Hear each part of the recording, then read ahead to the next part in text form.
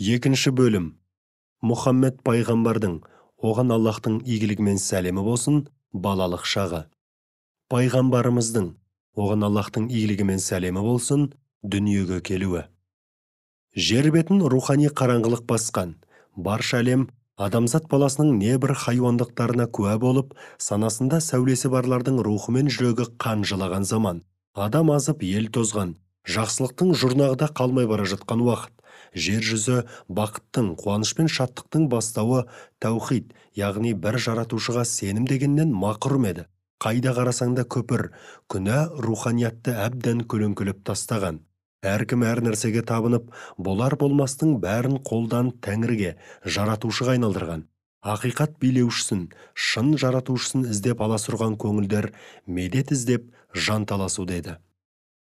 Адамдар надандықтың шегіне жеткені сонша зұлымдық пен күпір батпағы қалыпты жағдайға айналған. Күштінің әлсізге әлімжеттігі, дәрменсіздің жапа шегуі ешкімді де елеңдетпейді.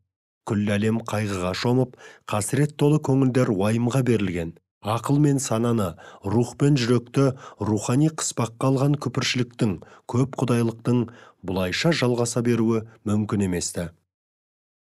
Құдіреті күшті Алла тағаланың пенделерінің ары қарай надандыққа, мұң шерге шыдай беруіне өз тарапынан медет жібермей қалмасы шындық еді. Өйткені ол қайырымдылардың қайырымдысы, ең мейірімді жаратушы.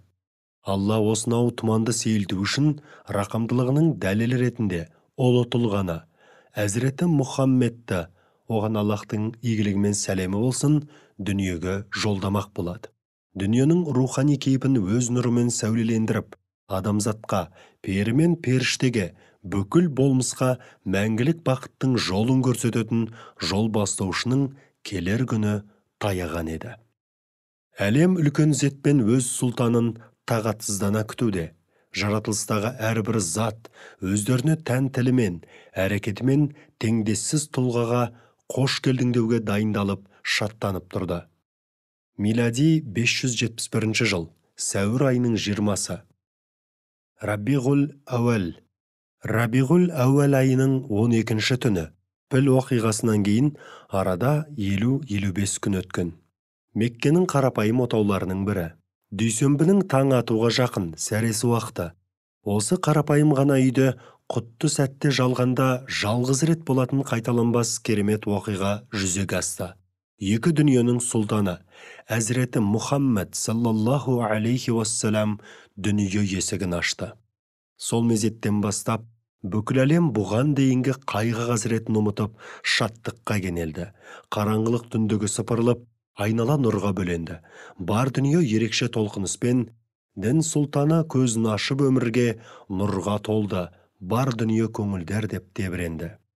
Жер жүзінде бірде-бір анаға бұйырмаған ұлы құрмет иесі атанған Әзизена Әмина бақытты сәтін былайша баяндайды.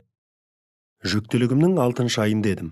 Түсімде бір кісі: «Ей Әмина, сен әлемге хайыр береке әкелетін сәбидің анасы боласың. Атын Мұхаммед деп қойғайсың. Бұл құпияны ешкімге тіс шарып айтушы болма» деп ғайып болады. Сөйтіп жүргенде босанатын уақытымда келді. Қайнатам Әбділмүтәліп қағбаны тауап етуге кеткен. Үйде отырғанмын. Құлағыма біртүрлі дауыс жетті. Қорыққанымнан не істерімді білмей сасып қалдым. Дәл сол сәтте бір ақ құс пайда болды. Ұшып қасыма келді де қанатымен арқамнан қақты. Сол-ақ екен, қорқынышым сейіліп сала берді. Айналама көз жібергенімде ақ кесемен ұсынылған шәрбәтті көрдім. Қолыма алып іштім. Жаным мен тәнім нұрға бөленгенін сезіндім. Сонан соң Мұхаммед өмірге келді.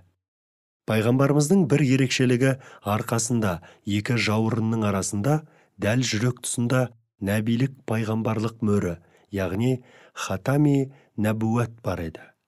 Қызғылт түсті, үстіне қыл өскен меңнің үлкендігі кекілік жұмыртқасындай болған. Бұл белгі ардақты пайғамбарымыздың көптен күтілген соңғы пайғамбар екендігінің тағы бір дәлелі еді. Дүниенің сұлтаны пайғамбарымыз туылған сәтте атасы Әбділмүтәліп қағбаның жанында Құрайыштың ақсақалдарымен бірге әңгіме дүкен құрып отырған. Сүйінші хабар оған да жетті. Әбділмүтәліптің қуанышы қойнына сыймай, үйіне қалай жеткенін де аңғармады. Торсық шеке немересін құшағына ала салып, емірене аймалады.